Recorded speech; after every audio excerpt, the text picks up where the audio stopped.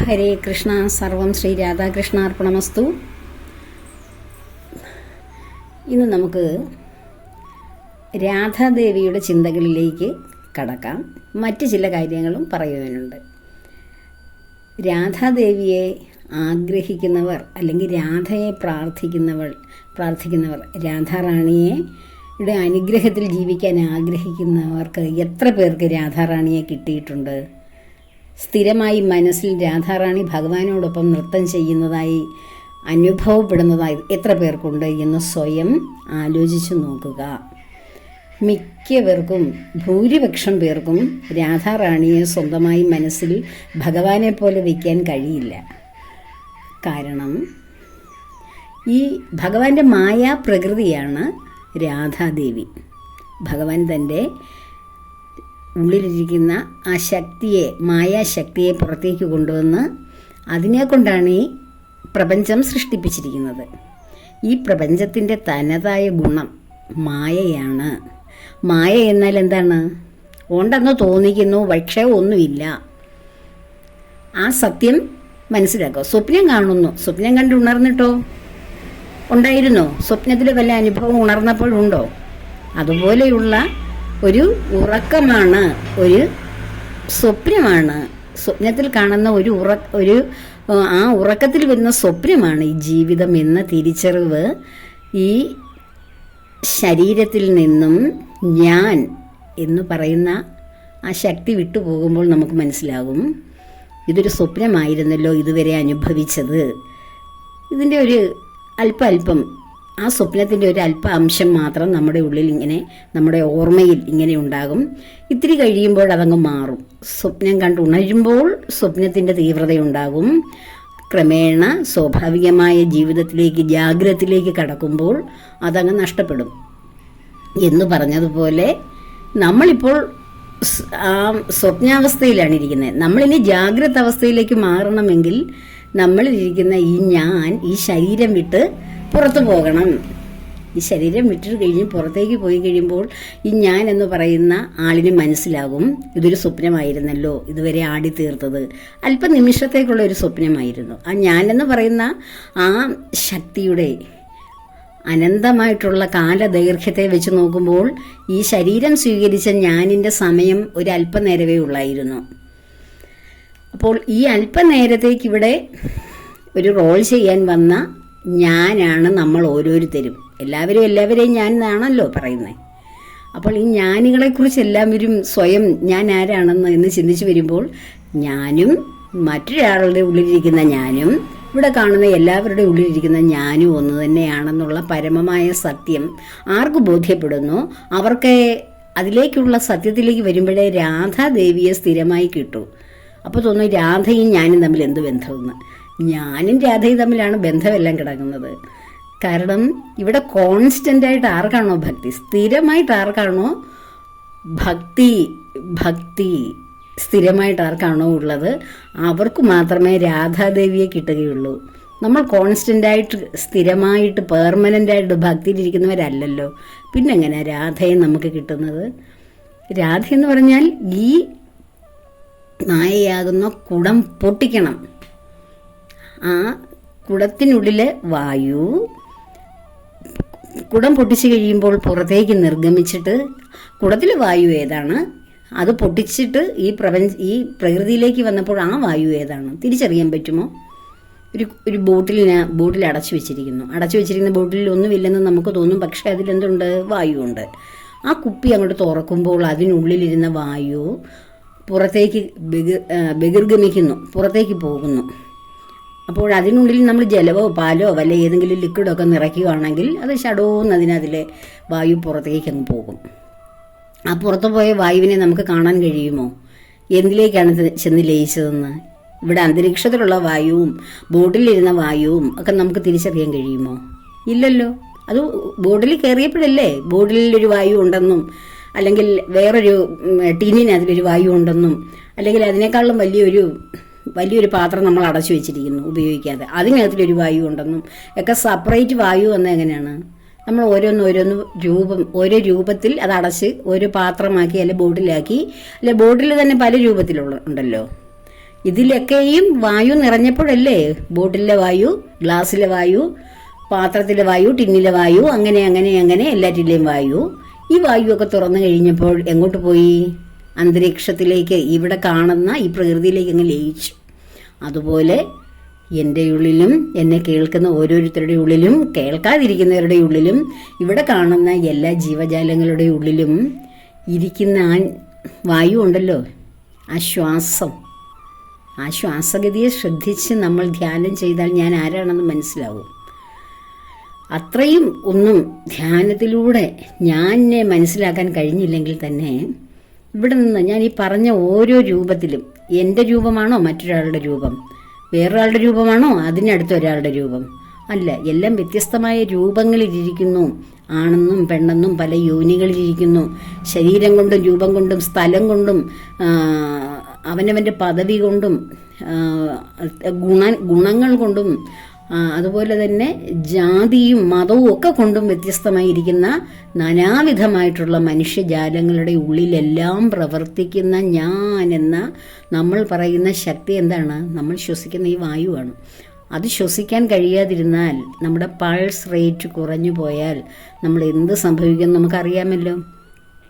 Dead ബോഡിയുടെ pulse rate എടുത്ത് നോക്കിയാൽ ബോഡിയിൽ ശ്വാസഗതികൾ വല്ലതും ഉണ്ടോ? പൾസ് അറിയാൻ കഴിയുമോ? അപ്പോൾ എന്നിട്ട് എന്താണ് മനസ്സിലാക്കാത്തത്? ഈ ഞാനെന്ന് പറയുന്നത് ഈ കാണുന്ന കേവല ശരീരം, സ്ഥൂല ശരീരമല്ല. ആ സ്ഥൂല ശരീരത്തിൽ ഇരുന്ന് പ്രവർത്തിക്കുന്ന ആളാരാണോ അതാണ് ഞാൻ. ഇപ്പം ഞാനൊരു നിരീശ്വരവാദിയാണ്, എനിക്ക് ദൈവത്തെ ഒന്നും കേൾക്കണ്ട, ഗുരുവായൂരപ്പനോ അതാര് എന്നൊക്കെ ചോദിക്കുന്നവർ പോലും ആ ഞാൻ അതിലിരിക്കുന്നതും കൊണ്ടല്ലോ ചോദിക്കുന്നേ. നിരീശ്വരവാദി ആയിക്കോട്ടെ, പക്ഷെ ഞാനുണ്ടോ? അത് ഞാനുള്ളത് കൊണ്ടാണല്ലോ അദ്ദേഹം അല്ലെങ്കിൽ ആ വ്യക്തിയോ പറയുന്നത് എനിക്ക് ദൈവം വേണ്ട, ഞാൻ നിരീശ്വരവാദിയാണ്, എനിക്ക് ഗുരുവായൂരപ്പനും വേണ്ട, ആരും വേണ്ട, ഞാനാണ് പവർഫുൾ, ഇനി വ്യക്തിയാണ് ശക്തി എന്ന് പറയുന്ന മെറ്റീരിയൽ വാദികൾക്കും അവർ വാദിക്കുന്നത് എന്തുകൊണ്ടാണ്? അത് ഞാനിരിക്കുന്നത് കൊണ്ടല്ലേ? ആലോചിച്ച് നോക്കൂ. അത് ഞാനെന്ന് പറയുന്ന ആ ഒരു പ്രകടമായ എങ്കിൽ സൂക്ഷ്മമായ ആ ശക്തി അതിലിരിക്കുന്നത് കൊണ്ടല്ലേ ഇങ്ങനെയൊക്കെ സംസാരിക്കുന്നത് തന്നെ. ഇല്ലെങ്കിൽ പിന്നെ ഞാനില്ലെങ്കിൽ പിന്നെ ഇപ്പം നമ്മുടെ ശരീരത്തിൽ ഒരു ഉറുമ്പ് കടിച്ചാൽ പോലും നമുക്ക് നന്നായി നോവും, വേദനിക്കും. എന്തെങ്കിലും ഒരു ചെറിയ ഒരു അഗ്നിയുടെ ഒരു സ്ഫുലിംഗങ്ങൾ തട്ടിയാൽ തന്നെ നമ്മൾക്ക് വേദനിച്ച് നമ്മൾ അവിടുന്ന് ഓടി മാറും. പക്ഷെ ആ നമ്മളെയല്ലേ നമ്മൾ മരിച്ചു കഴിയുമ്പോൾ അടക്കം ചെയ്യുമ്പോൾ നിമിഷങ്ങൾ കൊണ്ട് കത്തിക്കുന്ന മാർഗ്ഗങ്ങൾ ഇപ്പോഴുണ്ട്, പതുക്കെ കത്തിക്കുന്ന മാർഗ്ഗങ്ങളും എല്ലാം ഉണ്ട്. എന്നിട്ട് നമ്മളെന്താ അയ്യോ എനിക്ക് വേദനിക്കുന്നതെന്ന് പറഞ്ഞ് ചാടി എഴുന്നേറ്റ് ഓടാത്തത് എന്താ? ഒരു ഡെഡ് ബോഡി ഓടിപ്പോകുന്ന കണ്ടിട്ടില്ലല്ലോ. എന്തുകൊണ്ടാണ്? അപ്പോഴും അവിടെ ഞാൻ ശരീരമാണെങ്കിൽ ആ ശരീരം അവിടെ കിടപ്പില്ലേ? ശരീരത്തെ അല്ലേ കത്തിക്കുന്നത്. എന്തുകൊണ്ടാണ് ഞാൻ ശരീരമാണെങ്കിൽ, ഞാനെന്ന് പറയുന്ന ആൾ ഈ ശരീരമാണ്, ഈ കാണുന്ന രൂപമാണ്, സ്ത്രീയോ പുരുഷനോ പേരോ ആ പദവിയോ അല്ലെ ഇന്ന ഭവനത്തിലെ വ്യക്തിയോ ഒക്കെയാണ് ഞാൻ എന്ന് തോന്നുന്നുണ്ടോ എങ്കിൽ എന്തുകൊണ്ടാണ് അവരുടെ ദേഹം കത്തിക്കുമ്പോൾ എഴുന്നേറ്റ് പോകാത്തത്? അതിൽ ഞാനില്ലാത്തത് കൊണ്ടാണ് അവർ എഴുന്നേറ്റ് പോവുക, അവരുടെ വേദന അറിയുകയോ ചൂട് തട്ടുന്നത് അറിയുകയോ ഒന്നും ചെയ്യാത്തത്. അപ്പോൾ ഞാനാണ് എന്നെ വേദനിപ്പിക്കുന്നതും എന്നെ സന്തോഷിപ്പിക്കുന്നതും എനിക്കെല്ലാ വിധമായിട്ടുള്ള ഇന്ദ്രിയങ്ങളിലൂടെ കിട്ടുന്ന ഫീലിങ്ങുകളെല്ലാം എനിക്ക് തരുന്നത് ആരാണ്? ഞാൻ. ആ ഞാൻ തന്നെയല്ലേ നിങ്ങളുടെ ഉള്ളിലിരിക്കുന്ന ഞാനും. ആലോചിച്ച് നോക്കൂ, നിങ്ങളുടെ ഉള്ളിലിരിക്കുന്ന ആ ഞാനതിന് നിങ്ങൾക്ക് വ്യത്യാസം വെളിയിൽ കാണുന്ന വ്യത്യാസമേ ഉള്ളൂ. വേറൊരു പേര്, വേറൊരു സ്ഥലം, വേറെ ഏതെങ്കിലുമൊക്കെ വിഭാഗങ്ങൾ,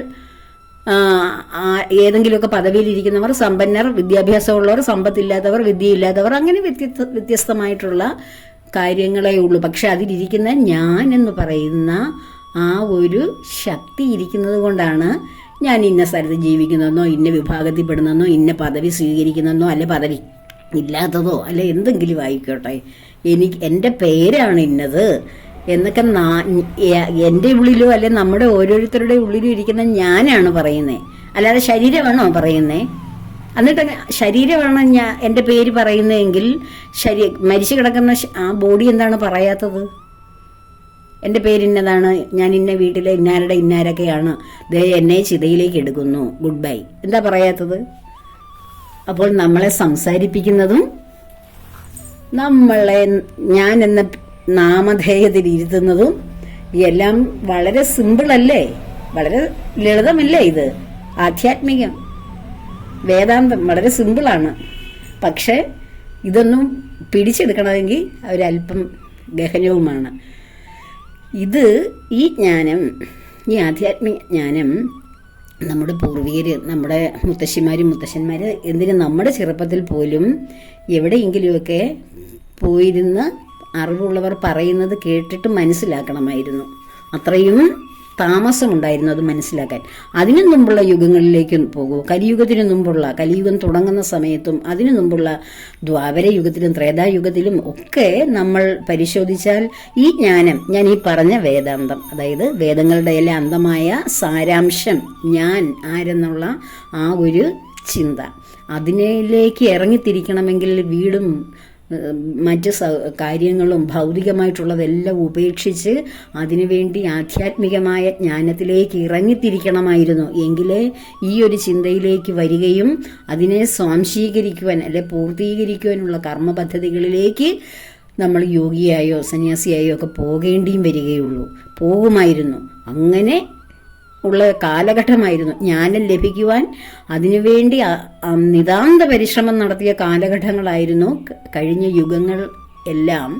എങ്കിൽ ഈ കലിയുഗത്തിൽ, ഈ കാലഘട്ടത്തിൽ ഇത് വിജ്ഞാനത്തിൻ്റെ കാലം, അതായത് അറിവിൻ്റെ കാലം കഴിഞ്ഞു. അതുകൊണ്ടാണ് നമ്മളിലല്ല ഈ അറിവുള്ളത്.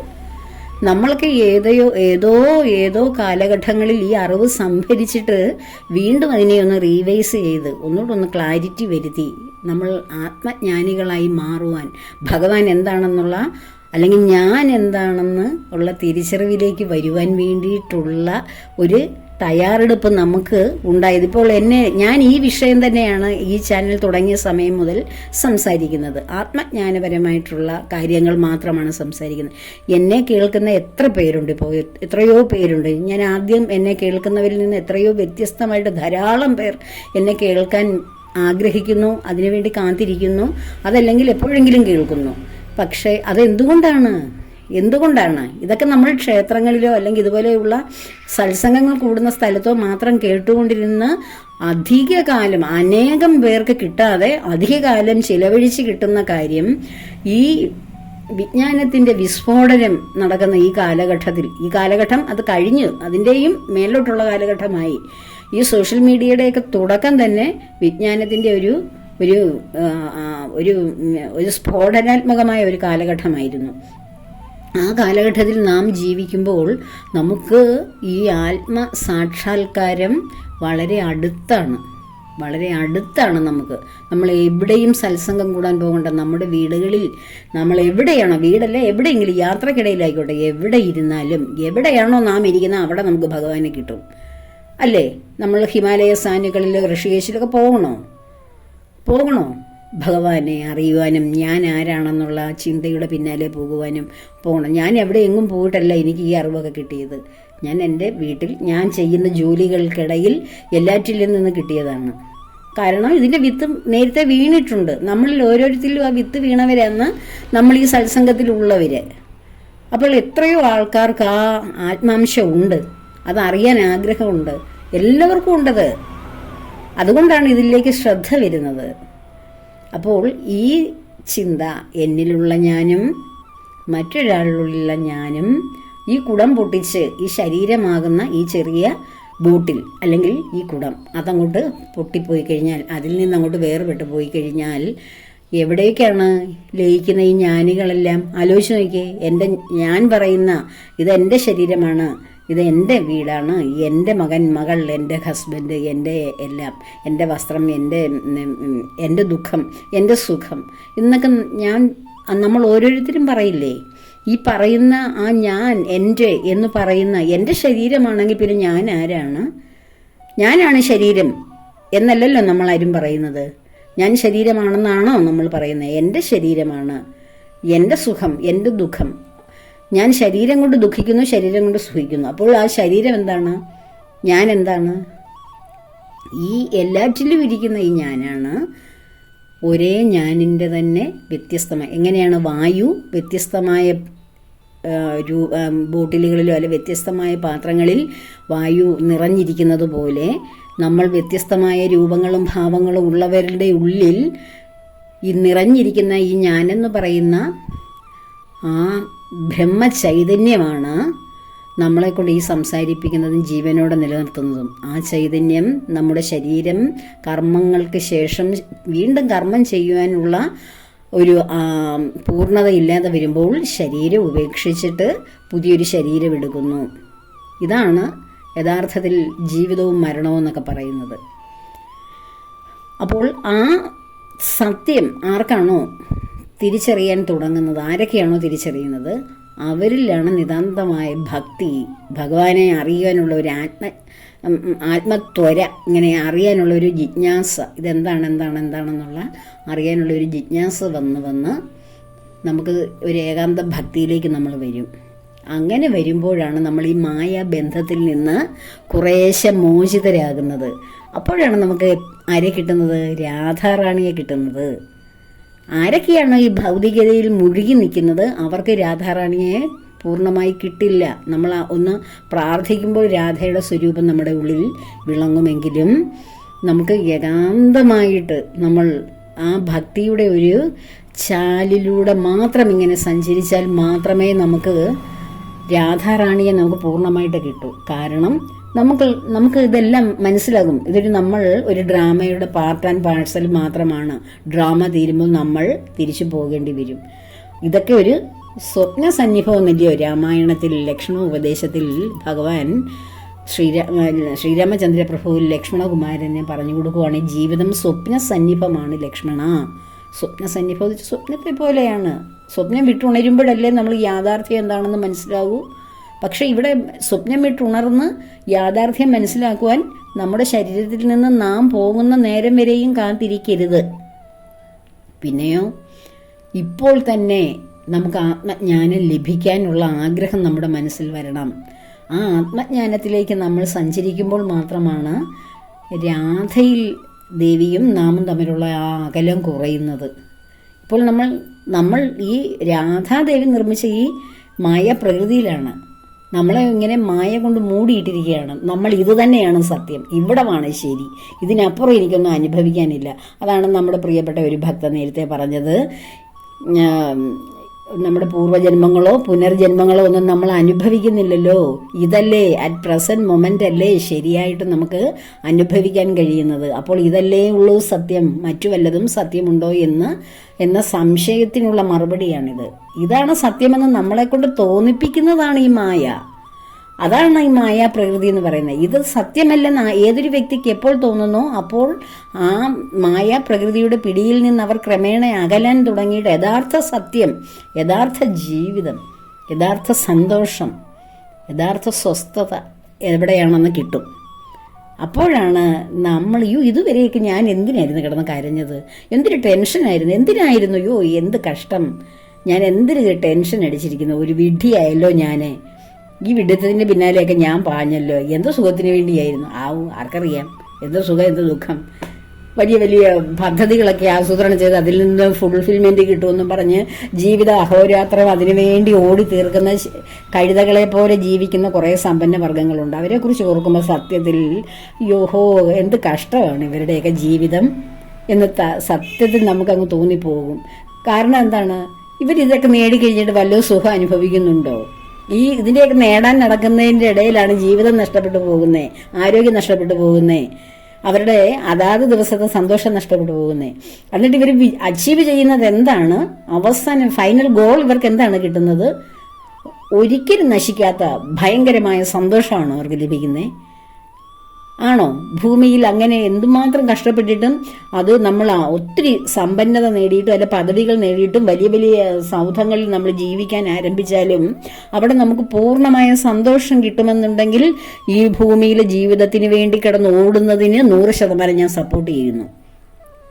പക്ഷെ ഈ ഓടിയവരാരും ആത്യന്തികമായ സന്തോഷത്തിൽ ഉറച്ചു നിൽക്കാതെ അവരവിടെ നിന്ന് താഴേക്ക് മനസ്സുകൊണ്ട് വീണ് കരയുന്ന രംഗങ്ങൾ കാണുമ്പോൾ ഏതാണ് യഥാർത്ഥ സുഖം കിട്ടുന്നത്?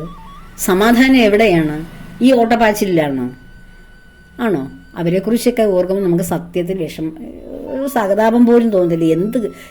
എന്ത് അറിവില്ലാത്തവർ എന്ന് നമുക്ക് തോന്നും. അറിവില്ലായ്മ കൊണ്ടാണ് ഞാൻ എന്നുള്ള ആ ബോധത്തിലിരിക്കുന്നത്. ആ ബോധം ഏത് വ്യക്തിക്ക് ഏറ്റവും കൂടുതലുണ്ടോ അവരെല്ലാം വെറും ശിശുക്കളാണെന്ന് സത്യത്തിൽ പറയാം. ശിശുക്കൾക്കല്ലേ അറിവില്ലാത്തത്. ശൈശവാവസ്ഥ മാറി മാറി കൗമാരം, യൗവനം, വാർദ്ധക്യം അങ്ങനെയുള്ള അവസ്ഥകളിലേക്ക് മനസ്സുകൊണ്ടുള്ള യാത്രയാണ് ശരിക്കും. അങ്ങനെയുള്ള യാത്ര നടത്തുന്നവരാണ് ഈ സ്വാർത്ഥത എന്ന് പറയുന്ന ഈഗോ എന്ന അവസ്ഥയിൽ നിന്ന് കരകയറി നമ്മൾ മറ്റുള്ളവരുടെ മുന്നിൽ, മറ്റുള്ളവർ നമ്മളോട് ചോദിക്കുമ്പോൾ, അല്ലെങ്കിൽ നമുക്കറിയാം. ഇപ്പം ഈശ്വരനെ കുറിച്ച് ഒരാളോട് സംസാരിക്കുന്നു, ഭഗവാനെ കുറിച്ച്, എനിക്കിതൊന്നും കേൾക്കണ്ട. പിന്നെ കാരണം എന്തായിരിക്കും? അവരുടെ ഉള്ളിൽ ഫുൾ കുറ്റബോധം കാണും. അപ്പോൾ അവർക്കിത് കേൾക്കുമ്പോൾ അവരുടെ തന്നെ കുറ്റബോധം, അവർ ചെയ്ത തെറ്റുകളും കുറ്റങ്ങളും അവരുടെ സ്വാർത്ഥതയൊക്കെ അവരെ തന്നെ ഇറിറ്റേറ്റ് ചെയ്യും. അപ്പോൾ പറയും, എനിക്കതൊന്നും കേൾക്കണ്ട, ഇതൊക്കെ ഇല്ലെങ്കിൽ എന്താ, ഞാൻ ജീവിക്കുന്നില്ലേ, ദൈവമാണ് എന്നെ ജീവിപ്പിക്കുന്നത്. ദൈവമൊന്നുമില്ല, ഇതൊക്കെ എന്തിനാണ്, വേറെ ജോലിയൊന്നുമില്ല. കുറേ ജോലി ഇല്ലാത്ത കുറേ പേരിരുന്ന് ദൈവത്തെക്കുറിച്ചിരുന്ന് പറയുന്നു. എന്നിട്ട് നിങ്ങൾക്ക് എന്ത് കിട്ടാനാണ്? ദൈവത്തിൻ്റെ പിന്നാലെ നടന്നിട്ട് നിങ്ങളുടെ ജീവിതത്തിന് വല്ല മാറ്റവും ഉണ്ടോ എന്നൊക്കെ ചോദിച്ച് നമ്മളോട് മറു ചോദ്യം ചോദിക്കും. അത് എന്താണ് നിങ്ങൾ പറയുന്നത് എന്ന് കേൾക്കാനുള്ള സാവകാശമോ മനസ്സോ കാണിക്കുമ്പോഴാണ് അവിടെ ഈഗോ ഇല്ലാതാകുന്നത്. ഇപ്പം നമ്മളോട് ഇങ്ങനെയൊക്കെ ചോദിക്കും, നിങ്ങളുടെ ജീവിതത്തിന് വല്ല മാറ്റം ഉണ്ടോ? മാറ്റമുണ്ട്. പുറമേ അല്ല മാറ്റം, ഉള്ളിലാണ് മാറ്റം. പുറമേ മാറ്റങ്ങൾ വരുന്ന എത്രയോ ജീവിതങ്ങളുണ്ട്. ഒരു ചെറിയ കുടിലിൽ ജീവിക്കുന്ന വ്യക്തിക്ക് വലിയ സമ്പന്നതയിൽ ജീവിക്കാം, അത് പുറമേ ഉള്ള മാറ്റമാണ്. പക്ഷെ ആ വ്യക്തിയുടെ ഉള്ളിൽ സമാധാനമോ സന്തോഷമോ ഇല്ലെങ്കിൽ വലിയ ആർഭാടത്തോടു കൂടിയുള്ള ജീവിതത്തിന് വല്ല അർത്ഥവുമുണ്ടോ? അപ്പോൾ മാറ്റം ഉണ്ടാകേണ്ടത് എവിടാണ്? അവനവൻ്റെ ഉള്ളിൽ. നമ്മുടെ ഉള്ളിൽ മാറ്റം വന്നാൽ പിന്നെ കാണുന്നതെല്ലാം വളരെ സോഫ്റ്റ് ആൻഡ് സ്മൂത്ത്, എല്ലാം സന്തോഷം. ആരെ കണ്ടാലും സന്തോഷം, ദുഃഖം കണ്ടാലും സന്തോഷം, സുഖം വന്നാലും സന്തോഷം, എല്ലാം സന്തോഷം. കാരണം എന്താണ്? ഇതെല്ലാം ഞാനൊന്നും അല്ല എനിക്ക് സന്തോഷം തന്നതും ദുഃഖം തന്നതും. ഇതിൻ്റെയൊക്കെ കാരണം മറ്റൊരാളാണ്. ഞാനെന്ന് പറയുന്ന ഈ ശരീരത്തിലിരുന്ന് കുറേ കർമ്മം ചെയ്യാൻ വേണ്ടി വന്നിരിക്കുന്നു. ശരീരത്തിനെ കൊണ്ട് പറ്റുന്ന കർമ്മങ്ങളൊക്കെ ഞാൻ ചെയ്യുന്നു, എന്നോട് പറയുന്ന കർമ്മമൊക്കെ ഞാൻ ചെയ്യുന്നു. ഇതിൻ്റെ ഫലമൊക്കെ ഞാനാണോ അനുഭവിക്കുന്നത്? അല്ല. ഇതൊക്കെ ചെയ്യാൻ എന്നെ വിട്ട ആളാണ്, അതിൻ്റെ ഒരു ഡയറക്ടറുണ്ട്, അദ്ദേഹമാണ് ഇതൊക്കെ എന്നെ കൊണ്ട് ചെയ്യിപ്പിക്കുന്നത്. പിന്നെ ഞാനെന്തിനാണ് കിടന്ന് ദുഃഖിക്കുന്നത്? ഞാൻ ദുഃഖിക്കണം? ഞാൻ എന്നോട് പറഞ്ഞ ജോലി മാത്രം ചെയ്താൽ മതി. ഇപ്പോൾ ഒരു തൊഴിലാളി, ഒരു എക്സാമ്പിൾ പറഞ്ഞ, ഒരു ഫാക്ടറി വർക്ക് ചെയ്യുന്നു. അദ്ദേഹം 30 ദിവസം 31 ദിവസവും ജോലി ചെയ്യുമ്പോൾ അദ്ദേഹത്തിന് സാലറി അക്കൗണ്ടിൽ വന്ന് വീഴുന്നു. അദ്ദേഹം അത് മേടിച്ച് ഹാപ്പിയായിട്ട് കുടുംബത്തിൽ പോകുന്നു, വീട്ടുകാര്യങ്ങളൊക്കെ നടത്തുന്നു. ആ ഫാക്ടറി ലാഭത്തിലാണോ നഷ്ടത്തിലാണോ, അതിൽ എന്തൊക്കെ നന്മയുണ്ട് നേട്ടമുണ്ട്, അല്ലെങ്കിൽ നഷ്ടത്തിൽ പെട്ടുപോയാൽ അയ്യോ എനിക്ക് നഷ്ടം വന്നേന്നൊക്കെ പറഞ്ഞാൽ ആ തൊഴിലാളി ഇരുന്ന് കരയുമോ? ഇല്ല. അദ്ദേഹത്തിന് ഡേ ടു ഡേ ലൈഫ് മാത്രമേ നോക്കുന്നുള്ളൂ. അതിൻ്റെ ഉടമസ്ഥൻ ആരാണോ അദ്ദേഹത്തിനാണ് ഇത് ലാഭമാണോ നഷ്ടമാണോ, അതിൽ നിന്നുണ്ടാകുന്ന വേദനകളും പ്രശ്നങ്ങളും സന്തോഷങ്ങളും, ലാഭം ഉണ്ടെങ്കിൽ ആർഭാടവും ദുഃഖം ഉണ്ടെങ്കിൽ വിഷമവും ഒക്കെ അനുഭവിക്കുന്ന ആ വ്യക്തിയാണ്, ആ ഒരേ ഒരാളാണ്. അല്ലേ? അവിടെ ജോലി ചെയ്യുന്ന വ്യക്തികൾക്ക് വല്ലതും ബാധകമാണോ? അവരുടെ ജോലി ഏതെങ്കിലും ഒരു കാലത്ത് നഷ്ടപ്പെട്ടാൽ അവരടുത്ത ജോലി കണ്ടെത്തും. അയ്യോ എൻ്റെ ജോലി ഈ ഫാക്ടറിയിലുള്ളത്, ഫാക്ടറി അത് നഷ്ടത്തിൽ പോയത് കൊണ്ട് എൻ്റെ ജോലിക്ക് നഷ്ടപ്പെട്ടു പോയി എന്നും പറഞ്ഞ് ഫാക്ടറിയുടെ മുമ്പിൽ തിരുന്ന് കരയുമോ? ഇല്ല. അടുത്ത ദിവസം അവർക്ക് വേറൊരു ജോലി അവർ സംഘടിപ്പിച്ച് അവർ ആ ജോലി ചെയ്ത് അവരുടെ ജീവിതത്തിൽ അവർക്ക് കിട്ടുന്ന ഏണിങ്സൊക്കെ അവർ നേടും. അല്ലേ? എന്ന് പറഞ്ഞതുപോലെയുള്ളൂ നമ്മൾ ഈ ഞാനെന്ന് പറയുന്ന ഈ ഒരു പരിമിതി, നമ്മുടെ ഈ ഇന്ദ്രിയങ്ങളുടെ പരിമിതിയിലേക്ക് ഈ ഞാൻ വന്ന് പെടുന്നത് കൊണ്ടാണ് ഞാൻ ആരാണെന്ന് ശരിക്കും അറിയാത്തത്. ആ ഇന്ദ്രിയങ്ങളുടെ പരിമിതി ഉണ്ടാകുന്നത് എങ്ങനെയാണ്? ഭൂമിയിലേക്ക് വരുമ്പോൾ ഈ ഞാൻ എന്ന് പറയുന്ന ഈ ശക്തി ഭൂമിയിലൂടെ ഈ ഇന്ദ്രിയാത്മകമായ പരിമിതമായ ശരീരത്തിനുള്ളിലേക്ക് കയറി കഴിയുമ്പോൾ അതിന് പിന്നെ രക്ഷയില്ല. ആ പരിമിതിക്കുള്ളിൽ കിടന്ന് തേരോട്ടം നടത്തും. അതുകൊണ്ടാണ് ഈ ഞാൻ ഇച്ചിരി കാര്യങ്ങൾ മാത്രം അറിയാവുന്നത്. ഈ 5 ഇന്ദ്രിയങ്ങൾ കൊണ്ട് മാത്രം അനുഭവിക്കുന്ന കാര്യങ്ങളിൽ തന്നെ പെട്ടുകിടക്കുന്നത്. പക്ഷെ ഏതൊരു ഞാനാണോ, ഞാൻ ഈ ഇന്ദ്രിയങ്ങളിലൂടെ ചെറിയ കാര്യങ്ങൾ മനസ്സിലാക്കുന്നതിനേക്കാൾ ഉപരി എനിക്ക് വേറെ ഞാൻ അനന്തമായ ഈ പ്രകൃതിയെ നിർമ്മിച്ച സൃഷ്ടിയുടെ ഭാഗമാണ് ഞാൻ ഈ ഒരു ചെറിയ സംഭവത്തിലേക്ക് വന്ന് കയറിയത് കൊണ്ടാണ് എനിക്ക് ഈ പരിമിതി ഉണ്ടായത്.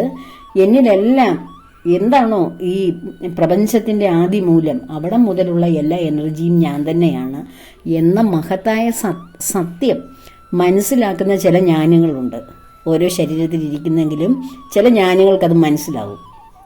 ആ ജ്ഞാനികളാണ് ശരിക്കും സന്തോഷം അനുഭവിക്കുന്നത്, സമാധാനം അനുഭവിക്കുന്ന, സത്യം എന്താണെന്ന് അറിയുന്നത്. അപ്പോൾ അതിനു വേണ്ടിയാണ് നമ്മളുടെ ഒരു ശ്രമം. നമ്മൾ ആരാണെന്ന് തിരിച്ചറിയും. നമ്മൾ ആരാണെന്ന് തിരിച്ചറിഞ്ഞാൽ എനിക്കെന്താ ഗുണം എന്ന് ഓരോരുത്തർക്ക് വേണം നിസ്സാരമായിട്ട് ചോദിക്കും. നമുക്ക് മാത്രമാണ് ഗുണം. നമ്മൾ ആരാണെന്ന് തിരിച്ചറിഞ്ഞാൽ നമുക്ക് മാത്രമാണ് സമാധാനവും സന്തോഷവും നിർഭയത്വവും സ്ഥൈര്യതയും വീര്യവും പ്രവർത്തനശേഷിയും ആയുസ്സും ആരോഗ്യമൊക്കെ ലഭിക്കുന്നത് നമുക്കാണ്. ടെൻഷനൊന്നുമില്ല, സ്വസ്ഥതയുണ്ട്. നമ്മൾ അപാരമായ ശക്തി ഉടമയാണെന്നറിയാം. എല്ലാ ഡിസിഷൻ എടുക്കുന്നതും കറക്റ്റാണെന്ന് നമുക്കറിയാം. പിന്നെ നമുക്ക് എന്ത് ടെൻഷനാണ് വരുന്നത്? ഒരു ടെൻഷനും വരുത്തില്ല. നമ്മൾ ശാന്തിയായിട്ട് സമാധാനത്തോടെ സന്തോഷത്തോടെ സ്വസ്ഥതയോടെ അനേക കാലം ഈ ശരീരത്തിൽ ഇരുന്ന് തന്നെ കർമ്മങ്ങൾ അനുഷ്ഠിക്കാൻ നമുക്ക് കഴിയും. നമുക്ക് മാത്രമാണ് അതിൻ്റെ ഗുണം കിട്ടുന്നത്. പിന്നീട് നമ്മൾ ശാന്തമാകുമ്പോൾ നമ്മുടെ ചുറ്റിലുമുള്ള മറ്റംഗങ്ങൾക്കും നമുക്ക് ശാന്തത കൊടുക്കുവാൻ കഴിയും. ജീവജാലങ്ങളെയെല്ലാം ഒരേപോലെ ഞാൻ തന്നെയാണല്ലോ വലിയിരിക്കുന്ന ഞാൻ എന്നുള്ള സമഭാവനയോടെ കാണാൻ കഴിയും. അതുകൊണ്ടാണ് ഞാൻ എപ്പോഴും പറയാറുള്ളത്, എല്ലാ ജീവജാലങ്ങളെയും സമഭാവനയോടെ കാണാൻ കഴിയും. ഒന്നിനെയും ഉപദ്രവിക്കുവാനോ ആട്ടി ഓടിച്ച് പായിച്ചു വിടാനോ ഒന്നും നമുക്ക് തോന്നുന്നില്ല. കാരണം എനിക്കൊരു ഞാനുള്ളത് കൊണ്ടല്ലേ അതും ജീവിക്കുന്നത്. ഇല്ലെങ്കിൽ അതെവിടെങ്കിലും ചത്ത് കിടക്കില്ലേ?